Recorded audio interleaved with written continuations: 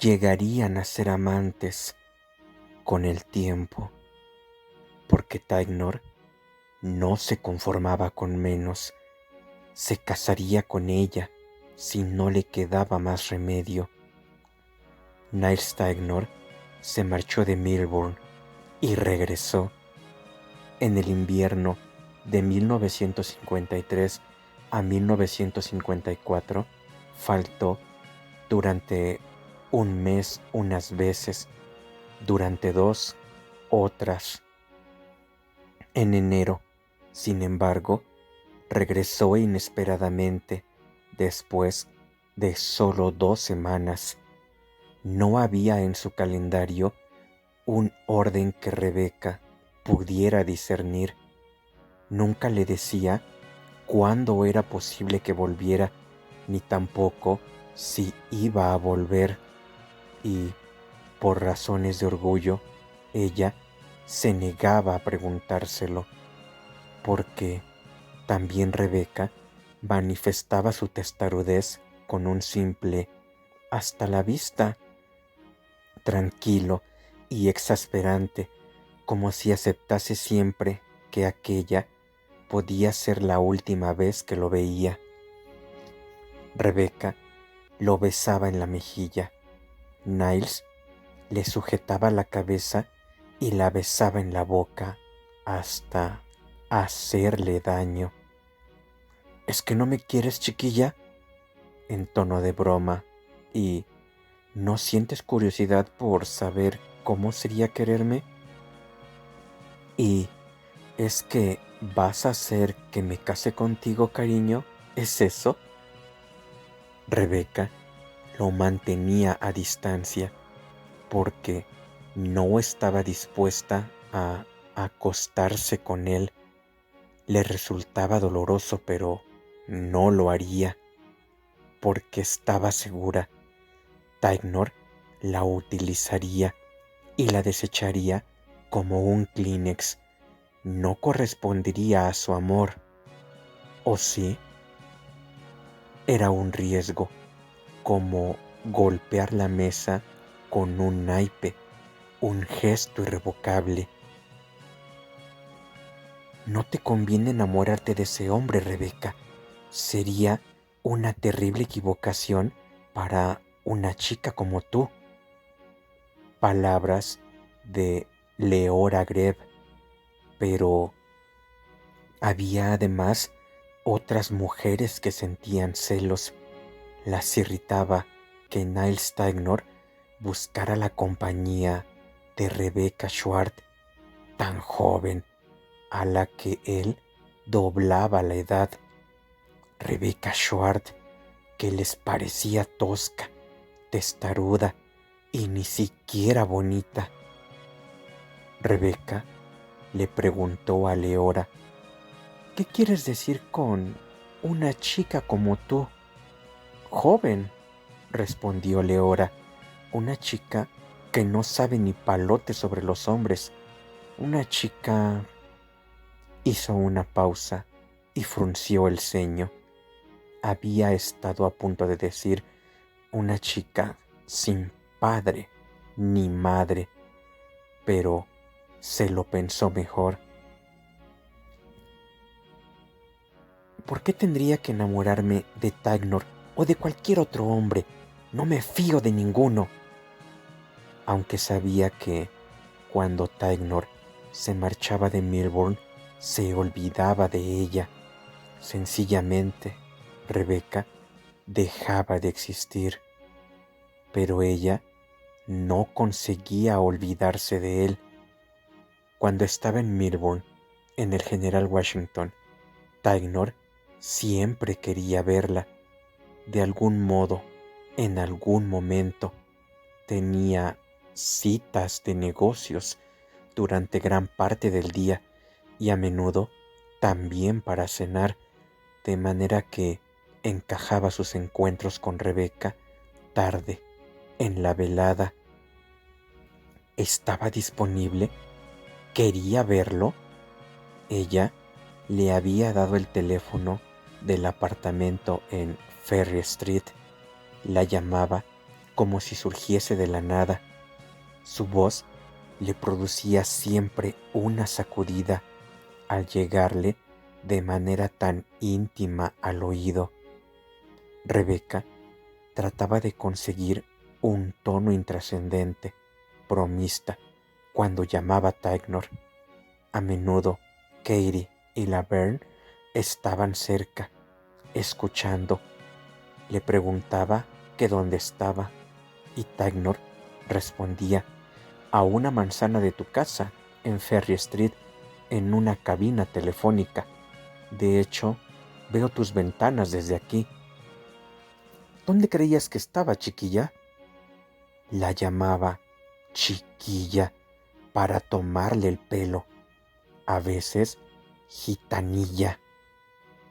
Rebeca le dijo que no era gitana.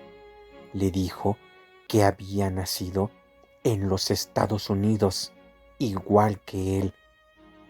No me voy a acostar con él, pero me casaré con él. Era ridículo. En realidad, no se lo creía, como tampoco, años antes, había creído de verdad que Jesucristo fuera su Salvador, que Jesucristo estuviera al tanto de la existencia de Rebecca Schwartz. No había querido enamorarse ni de Niles Tignor ni de ningún hombre. El amor era el cebo envenenado, lo sabía demasiado bien. El amor sexual, el amor de los sentidos. Aunque Rebeca no recordaba que sus padres se hubieran tocado nunca con afecto, tenía que suponer, sin embargo, que en otro tiempo habían estado enamorados, habían sido jóvenes, se habían querido y se habían casado muchos años antes, en lo que Anna Schwartz llamaba el viejo país, porque no la había asombrado Herschel al contarle que papá cantaba un poco y mamá le respondía cantando también y se reían o algo parecido. Y su hermano también le había dicho que su padre lo había besado a él, a Herschel. El amor era la trampa que te arrastra hasta la cueva, y una vez en aquella cueva no se podía escapar. Amor sexual, lo que significaba deseo, un deseo muy fuerte hasta el punto de que dolía entre las piernas. Rebeca sabía lo que era aquello, se lo imaginaba y también sabía que era aún más fuerte en los hombres y que no había que jugar con ello. Se acordaba de su hermano Herschel, inclinado sobre ella, entre gruñidos y gemidos, queriendo frotarse contra su trasero cuando era una niñita. La húmeda urgencia sin tapujos en los ojos del muchacho, una angustia en su rostro que se podría confundir si solo se veía el rostro, los brillantes ojos en blanco, con nostalgia espiritual. Herschel, a quien su madre tenía que separar de su hermana pequeña golpeándolo, al chico grande y desgarbado que ya era en la cabeza. Pero Rebeca pensaba sin descanso en Tignor cuando no estaba en Milbourne, que era casi todo el tiempo. Recordaba con insoportable vergüenza cómo había huido aquella noche de la cervecería con un ansia desesperada de escapar. No sabía por qué se había echado a llorar. Una mano de naipes resplandecientes, todos diamantes. Colin había tratado de seguir a Rebeca, pero Rebeca se había escondido en la escalera trasera del hotel. Había bebido demasiado. Esa debía de ser la razón. Sin costumbre de beber alcohol, sin costumbre de tanta proximidad corporal con un hombre, y sabiendo que te desea, y unas cartas tan resplandecientes. Avergonzada, Rebeca había supuesto que Niles Tignor nunca querría volver a verla, pero no fue así. Tignor había invadido sus horas de trabajo en el hotel, las horas en las que antes estaba como en trance, sobre todo cuando empujaba su carrito por el corredor del 5.º piso. Al abrir la puerta de la habitación 557 y cruzar el umbral, como si soñara despierta, veía una vez más a Tignor acercándose a la cama a grandes zancadas, un hombre alto, con el pelo de color niquelado y el rostro encendido de indignación. Oía sus palabras furiosas: «¡Suelte a la chica!», mientras agarraba a Baumgarten y empezaba a golpearlo. Tignor se había expuesto a que lo detuvieran por defender a Rebeca, y por entonces no la conocía, solo había oído sus gritos pidiendo auxilio. Fueron en coche a lo largo del río Chautauqua, alejándose de Milburn por el oeste en dirección a Beardstown, donde una nieve fina recién caída, semejante a polvo, no se había arremolinado aún sobre el hielo, y el río congelado resplandecía con un tinte azulado bajo la luz del sol. Era febrero de 1954. Rebeca llevaba varias semanas sin ver a Tignor. Había llegado a Milburn al volante de un Studebaker último modelo, color agua marina, un turismo con las ventanillas delanteras y traseras más amplias que Rebeca había visto en ningún vehículo. ¿Te gusta? ¿Quieres venir a dar un paseo? Quería, por supuesto que quería. Tignor llevaba abierta una botella de cerveza Black Horse cómodamente colocada entre las rodillas mientras conducía. De cuando en cuando se la llevaba a la boca, bebía y se la pasaba a Rebeca, que bebía con mucha moderación, aunque había logrado que no le desagradase el fuerte sabor áspero de la cerveza. Rebeca solo bebía cuando estaba con Tignor, de manera que asociaba el beber, el olor de las distintas clases de cerveza, el tibio zumbido en la base del cráneo, a la angustiosa felicidad que sentía con Tignor. Él la asediaba con codazos. «Vamos, muñeca, bebe de verdad. No tiene ninguna gracia beber solo».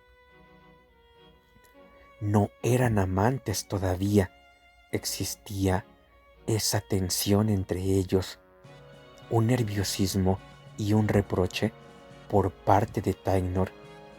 Rebeca comprendía que llegarían pronto a hacerlo. Aquella tarde de domingo se detendrían en varios bares y hoteles a lo largo del río. Su destino final era Beardstown Inn. Iban visitando a clientes de la fábrica de cerveza Black Horse, y en todos aquellos sitios se conocía y apreciaba a Niles Tignor. Resultaba placentero ver iluminarse la cara de numerosos desconocidos cuando Tignor entraba en un bar y los clientes alzaban la vista. La camaradería de hombres bebiendo juntos, incluso a mediodía. Rebeca, por ser mujer, no la conocería nunca, ni tampoco hubiera querido conocerla y, sin embargo, en compañía de Tignor, con el abrigo verde a cuadros que le había regalado por Navidad para sustituir a su gastado abrigo de lana marrón que, según Tignor, parecía una manta de caballo, también Rebeca llegaba a sentir que era alguien especial. ¿Es esa tu chica nueva, Tignor? ¿No es un poco demasiado joven? Quizá para ti, amigo, no para mí. Como con el rabillo del ojo, Rebeca no perdía de vista a Tignor, alto y dominante, como un oso alzado sobre las patas traseras. Oía con frecuencia aquellos diálogos entre Tignor y otros hombres, para ella desconocidos. Caramba, Tignor, esta parece cosa fina. Rebeca oía, pero no daba la menor señal de enterarse. A continuación, pasaba al servicio a fin de que los hombres pudieran hablar entre ellos con toda la crudeza y todas las bromas que quisieran, sin estar ella presente. A los hombres les gusta que los vean con chicas bien parecidas. Cuanto más jóvenes, mejor. ¿Hay que condenarlos por ello? Claro que no. Eran celos por parte de Leora Greb. Leora tenía más de 40 años y ningún hombre volvería a mirarla nunca como Tignor miraba a Rebeca. Mujeres más jóvenes de Millburn también tenían celos de Rebeca. Algunas habían salido con Tignor, las había paseado en uno u otro de sus automóviles y sin duda les había hecho regalos, pero su época pertenecía al pasado y ahora le tocaba el turno a Rebeca. Podría ser, cariño, que hoy tuviera una sorpresa para ti. ¿Qué, Tignor? No te burles. Pero a él le encantaba tomarle el pelo. Tignor era un bromista incorregible. Rebeca adoraba montar con Tignor en el Studebaker de color aguamarina, que era distinto de todos los coches que circulaban por la zona accidentada entre Millburn y Beardstown, a 50 kilómetros de distancia. Coches de granjeros, camionetas y viejos cacharros conducidos por jóvenes se cruzaban con ellos de cuando en cuando, pero la mayor parte del tiempo la carretera estaba desierta. Rebeca quería pensar que eran los dos últimos supervivientes en todo el mundo, que no se dirigían a ningún sitio ni dejaban atrás el Hotel General Washington de Millburn, donde Niles Tignor era un cliente muy apreciado y Rebecca Schwartz una camarera a quien se pagaba el sueldo en metálico, sin pasar por los libros de contabilidad. El río Chautauqua estaba helado, inmovilizado por el hielo. Rebeca no había llegado nunca tan al norte. Todos aquellos paisajes eran nuevos para ella, y la nieve los embellecía y llenaba de misterio. A lo lejos se alzaban las montañas Chautauqua, pálidas y desdibujadas en la niebla invernal. Más cerca había granjas, tierras de labranza, campos sin cultivar. A Rebeca le sorprendían los maizales, en cuyo interior, desgreñado y lleno de aristas, vislumbraba a veces las formas fantasmales de ciervos de cola blanca. En su mayor parte, las manadas eran de hembras y de jóvenes de 8 meses, casi crecidos del todo, con sus apagadas y gruesas pieles de invierno, pero de cuando en cuando veía a un macho de tórax amplio, sólido, con cuernos de muchas puntas. Cuando veía a un macho, Rebeca susurraba: «Taignor, mira». Taignor conducía más despacio para escudriñar entre las hileras de tallos quebrados. No existe criatura tan hermosa como un ciervo adulto de cola blanca y cornamenta bien desarrollada. Taignor silbó entre dientes para mostrar su admiración ante uno de su propia especie. «Caramba, chiquilla, lástima no tener mi rifle». «No dispararías contra él, ¿verdad que no, Taignor? Porque entonces no sería más que un animal muerto». Taignor rió. Era imposible saber el significado de aquella risa. Rebeca pensó sin alterarse: «Ha matado a alguien o algo». Pensando, llevada del orgullo y de la vanidad: «Pero a mí no me matará». A Taignor le gustaba que, mientras conducía, se acurrucara junto a él. Le gustaba que apoyara la cabeza en su hombro. Le acariciaba la rodilla, el muslo, a través de varias capas de ropa de invierno. Le acariciaba la mano y subía por el antebrazo, dentro de la manga del abrigo, hasta donde su piel se estremecía, como si la mano se moviera por propia iniciativa o de acuerdo con los deseos de Rebeca, que empezaba a sentirse excitada, inquieta. Para Rebeca, la excitación sexual era indistinguible de la inquietud, deseosa de apartarse del hombre, pero deseosa al mismo tiempo de que siguiera.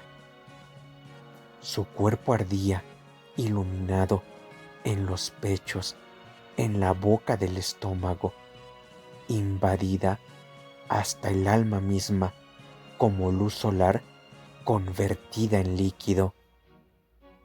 «Ha matado. Le tengo miedo. No debería estar aquí. He llegado demasiado lejos. Esto está mal.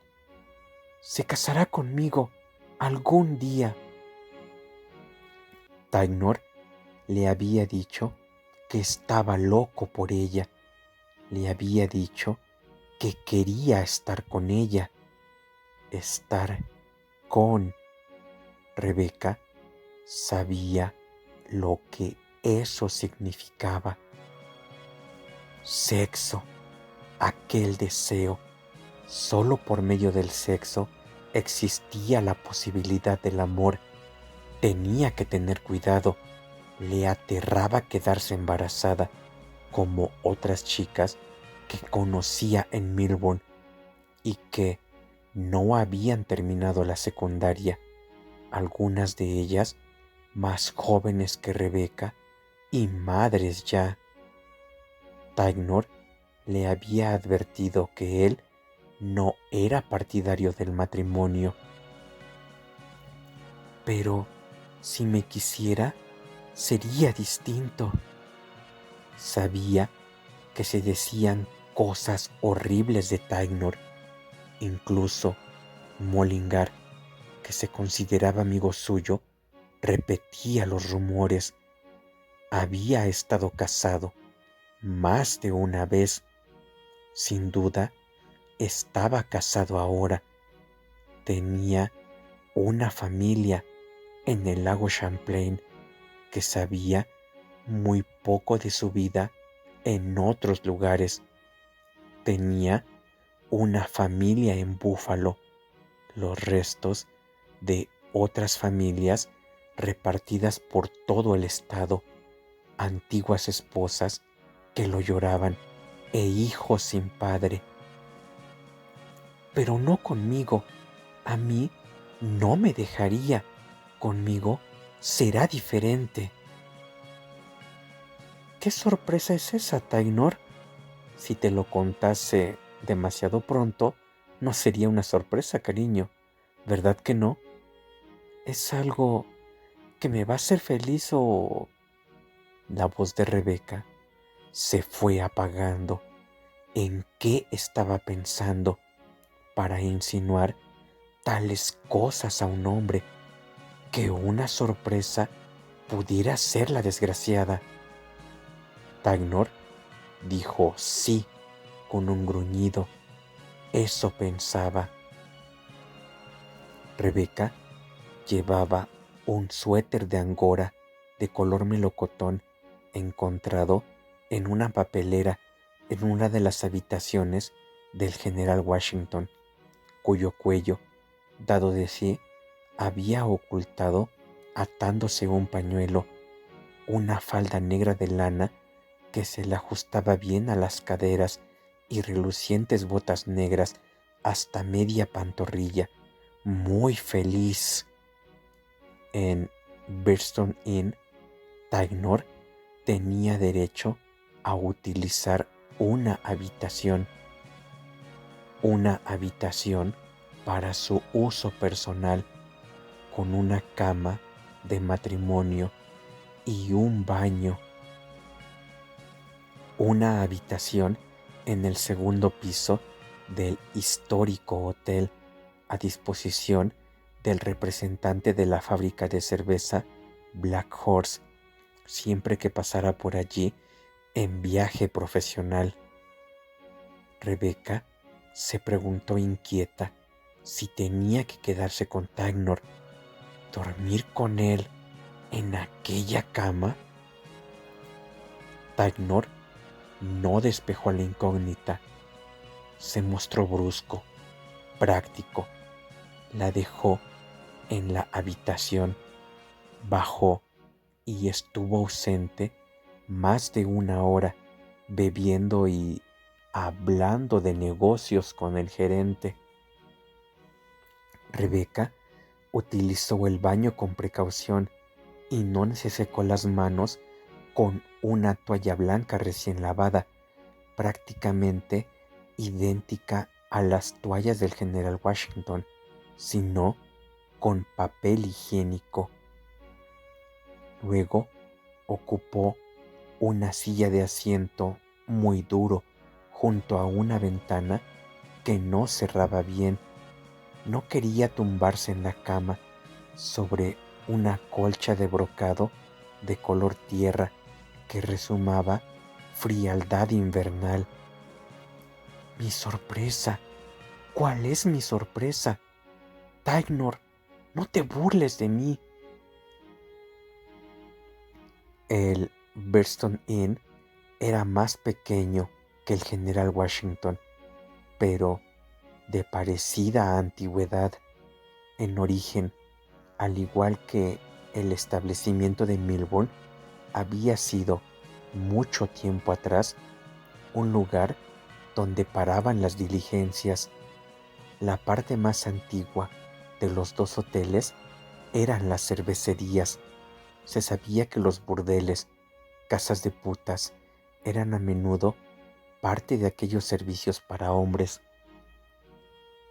Rebeca se vio obligada a pensar mientras tiritaba en la habitación del Bristol Inn muchos años antes, muchachas y mujeres a las que se denominaba putas, qué asustadas y desesperadas estarían en el desierto del valle del Chautauqua. Sin duda, carecían de hogar y de dinero, de familia, sin marido que las protegiera. Algunas habrían sido retrasadas mentales. Con el tiempo, quedarían embarazadas, contraerían enfermedades y sin embargo, había un algo cómico en las palabras mismas. Puta, casa de putas. No se podían pronunciar palabras tan vulgares sin hacer una mueca. Aquella habitación, comprobó Rebeca con mirada crítica, había sido arreglada impecablemente. La cama, que era solo un poquito más alta que las del general Washington, con una cabecera más sencilla y las columnas más pasadas de moda, estaba perfectamente hecha. A las feas cortinas de terciopelo no se les podía poner un pero. Se advertía un débil olor a un producto de limpieza y un olor más hondo a yeso viejo, enmohecido. La alfombra estaba casi raída en algunos sitios y el estampado floral de fondo, color hueso, con que se habían empapelado las paredes, parecía descolorido. El techo tenía manchas de agua que hacían pensar en arañas de largas patas escabulléndose por las alturas. A su lado, la alta ventana adusta, encuadrada por pesadas cortinas de terciopelo, daba al nevado espacio vacío de un patio lateral atravesado en todas direcciones por innumerables huellas de perros y, ahora que el sol se estaba poniendo, las huellas empezaban a oscurecerse como misteriosas señales codificadas. Tagnor regresó de muy buen humor. Sus ojos, tan claros, se posaron en Rebeca y, al ver que seguía con el abrigo puesto, que ni siquiera se lo había desabrochado, se echó a reír y le dijo que se lo quitara. Pareces alguien que estuviera esperando el autobús, chica. No nos marchamos todavía. Vamos a cenar aquí. Eso es seguro. Relájate. Cuando Rebeca se puso en pie y empezó a desabrocharse torpemente los botones recubiertos de tela, Tagnor tiró de ellos y uno saltó, rodando por la alfombra de una manera que hubiera hecho reír a Rebeca en otra ocasión. Tagnor le quitó el abrigo y lo tiró al desguer en una silla sobre el suyo que había arrojado allí antes. Le sonrió, mostrando sus grandes dientes brillantes, le acarició los hombros y el pelo y la besó, separando los labios.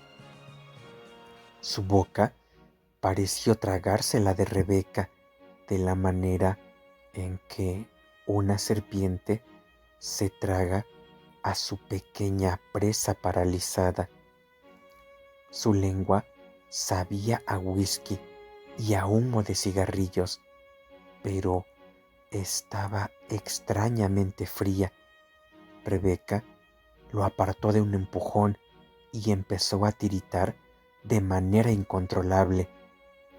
Tignor, no puedo, no me puedo quedar aquí. ¿Esperas que me quede aquí esta noche? ¿Es esa la sorpresa? No puedo. Ya ves que no tengo mis cosas. No tengo No tengo muda. Y mañana trabajo. Empiezo a las 7 de la mañana. Tengo que estar en el hotel. ¿Me despedirán si...? Tignor la dejó parlotear nerviosamente, sonriendo, desconcertado. Ningún hijo de puta te va a despedir, vida mía. Te doy mi palabra. ¿Qué quería decir aquello? Rebeca se mareaba. No me puedo quedar por la noche. No, no he dicho que nos vayamos a quedar por la noche. Solo he dicho que tengo esta habitación y aquí está. Hablaba como un padre riñendo a una niñita caprichosa. Rebeca se molestó. No soportaba que la reprendieran. Tignor fue a usar el cuarto de baño sin cerrar la puerta. Rebeca se tapó los oídos porque no quería oír el vigoroso salpicar de su orina que se prolongó durante mucho tiempo. Deseó que no manchara el asiento del inodoro ni la pared de azulejos. Eso no. Lo limpiaría ella si hubiera sucedido. No dejaría una cosa así para que tuviera que limpiarla la camarera. En el momento mismo en que Tignor regresaba al dormitorio, abrochándose la bragueta y silbando, se oyeron unos discretos golpes a la puerta. Había encargado una botella de Borbón, 2 vasos y un cuenco de frutos secos variados. Tignor sirvió el Borbón ceremoniosamente en los vasos para Rebeca y para él. No está bien que un hombre beba solo, insistió de nuevo. Así me gusta. Entrechocaron los vasos y los dos bebieron. El Borbón era fuego líquido mientras descendía por la garganta de Rebeca. La primera vez que te vi, lo supe, chiquilla. Nunca había aludido antes a su primer encuentro. Incluso ahora no estaba claro a qué se refería y Rebeca supo que no debía preguntárselo.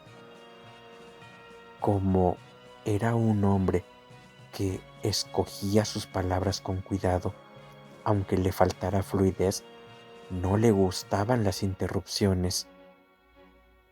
¿Te das cuenta? Eres una chica guapa. Lo vi al instante, a pesar de tu uniforme de camarera y de los feos zapatos planos que llevabas. Lo vi. Es cierto que necesitas sonreír más. Vas por ahí con aire de estar sumida en tus pensamientos y desde luego no sirven para que te sientas feliz. Tignor se inclinó hacia adelante y besó a Rebeca en la boca suavemente. Le sonrió y en sus ojos había la misma tonalidad metálica, tan pálida que en sus cabellos, y respiraba deprisa. Rebeca trató de sonreír y acabó por conseguirlo. Eso está mejor, cariño. Eso está muchísimo mejor. Rebeca se había sentado en la silla, pasada de moda, con el asiento muy duro que Tignor había acercado a la cama, y él estaba sentado en el borde de la cama, agradablemente acalorado, desprendiendo un aroma a sudor masculino. a deseo de varón, a Borbón y humo de cigarrillo, inclinado sobre Rebeca. Ella pensaba que Tagnor la atraía por su tamaño, porque era un hombre que a una chica como ella, que no era pequeña, la hacía sentirse tan delicada como una muñeca. Del bolsillo del pantalón, Tagnor se sacó un puñado de billetes de banco, los lanzó al aire encima de la cama que tenía al lado, vigilando a Rebeca estrechamente, como si se tratara de un juego de prestidigitación con cartas. Eso era lo que parecía. Para ti, gitanilla. Horrorizada, Rebeca miró fijamente los billetes que revoloteaban. No podía creer lo que estaba viendo. ¿Para mí? Pero, ¿por qué? Varios de los billetes eran de $10, uno de 20, otros de 5 y de 1, y luego llegó otro de 20. En total podía haber una veintena de billetes. Tagnor rió ante la expresión de Rebeca. ¿No te dije que había una sorpresa esperándote en Bridgetown? Pero, ¿por qué? Rebeca trataba una vez más de sonreír. Más adelante recordaría lo importante que en aquel momento, como en el instante crucial en que Jacob Schwartz, su padre, trataba de girar la escopeta para disparar contra ella, le había parecido sonreír. Tagnor dijo con tono cordial, porque alguien está pensando en ti, imagino. Quizá se siente culpable en lo que a ti respecta. Tagnor, no entiendo. Nena, estuve en Quebec la semana pasada, en Montreal, por cuestión de negocios. Vi a tu hermano. ¿Mi hermano? ¿Qué hermano? Tagnor hizo una pausa, como si no hubiera sabido que Rebeca tenía 2 hermanos. Herschel. ¿Herschel? Rebeca se quedó de piedra. Hacía mucho tiempo que no oía pronunciar el nombre de su hermano y había llegado a pensar de manera casi inconsciente que podía estar muerto. Herschel te manda este dinero, ¿te das cuenta? Porque no va a volver nunca a los Estados Unidos. Lo detendrían en la frontera. No es que sea una gran cantidad, pero quiere que te lo quedes, Rebeca. Y le dije que te lo daría. A Rebeca no se le ocurrió dudar de todo aquello. Tagnor hablaba de una manera muy persuasiva y siempre era más fácil aceptar lo que decía que dudar de sus palabras. Pero, ¿cómo está Herschel? ¿Se encuentra bien? A mí me pareció que sí, pero como te he dicho, no va a volver a los Estados Unidos. Algún día quizá puedas ir a verlo a Canadá. Tal vez podamos ir juntos.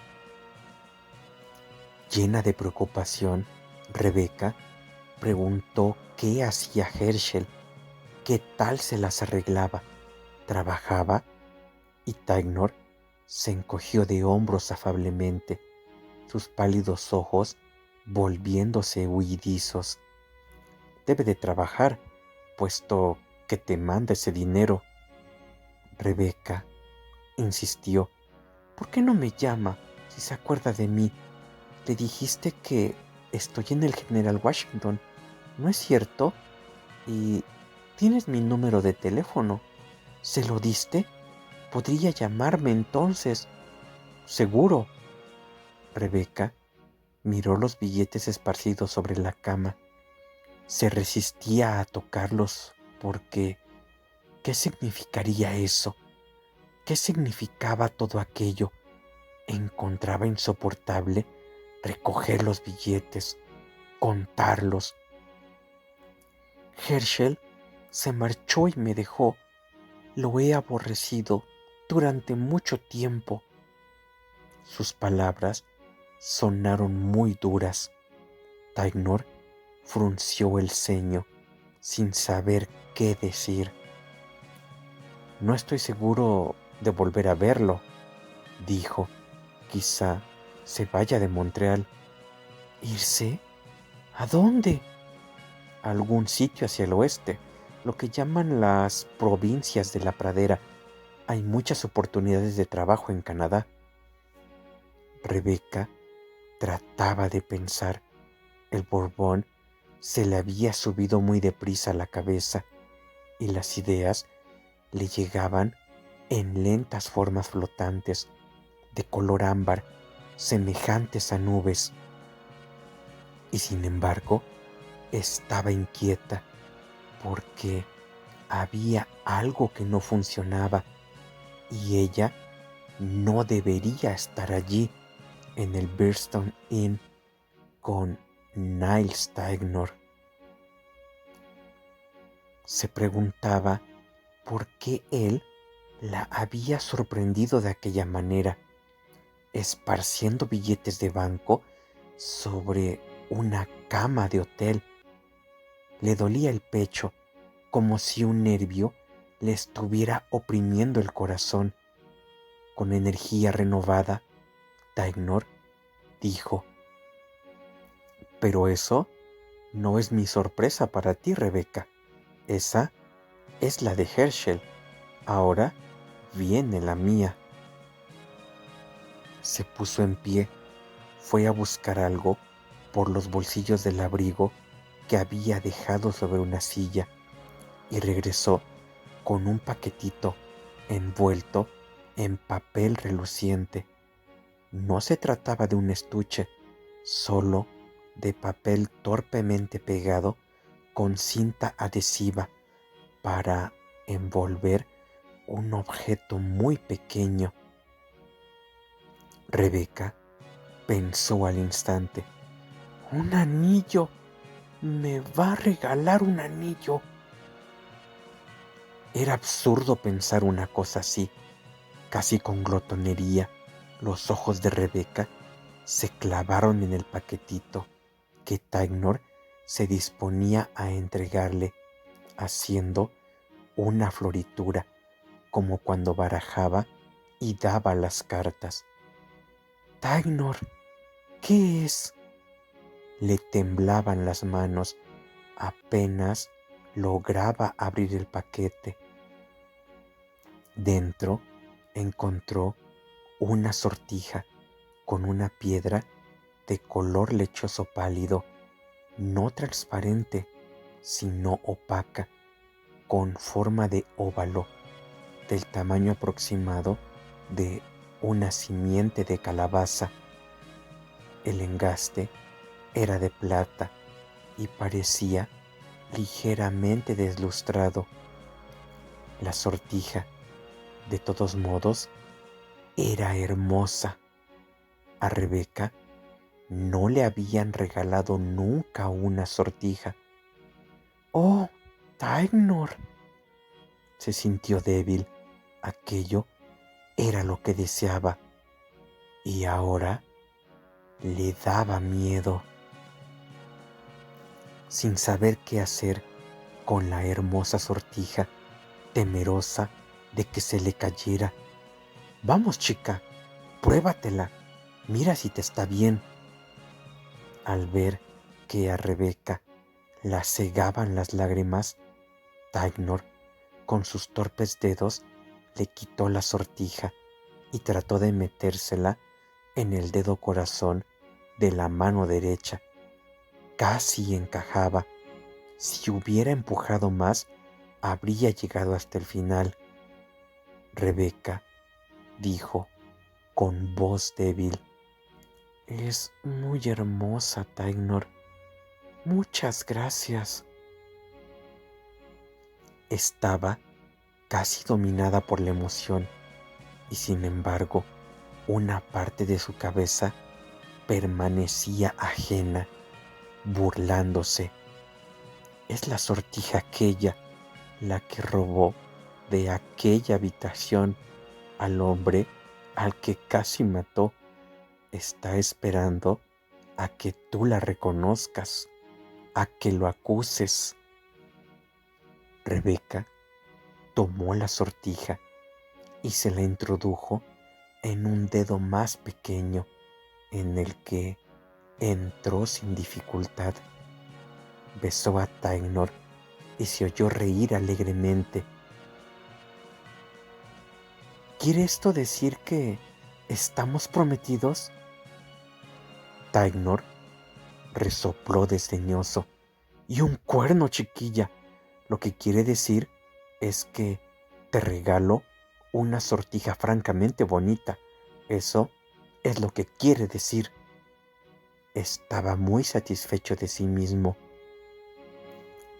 Más allá de las adustas ventanas, enmarcadas por pesadas cortinas de terciopelo, el sol invernal casi había desaparecido detrás de las copas de los árboles. La nieve ofrecía ya un sombrío blanco enigmático y había desaparecido la multitud de huellas de perro que atribularan antes los ojos de Rebeca. Rió de nuevo. El calor ardiente del Borbón le hacía reír.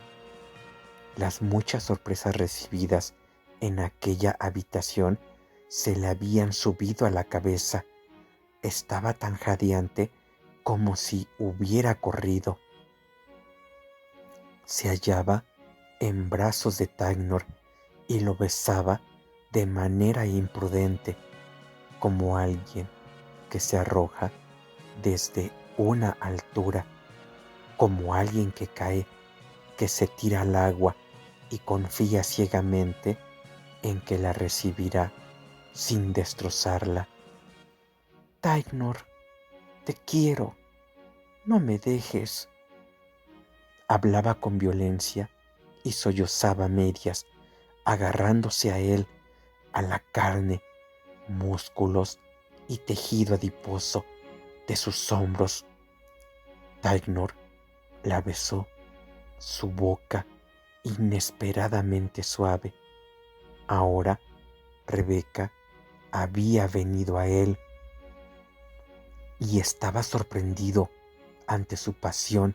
Se mostraba casi vacilante, como si se contuviera.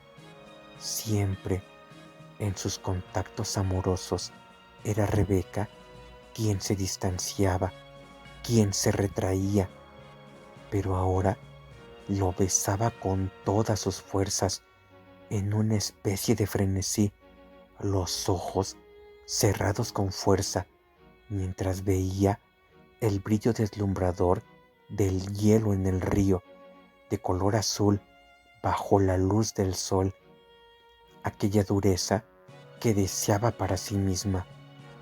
Apretó los brazos en triunfo en torno al cuello de Tainor. Si le tenía miedo en aquel momento, si le asustaba su masculinidad, no se le notaba en absoluto.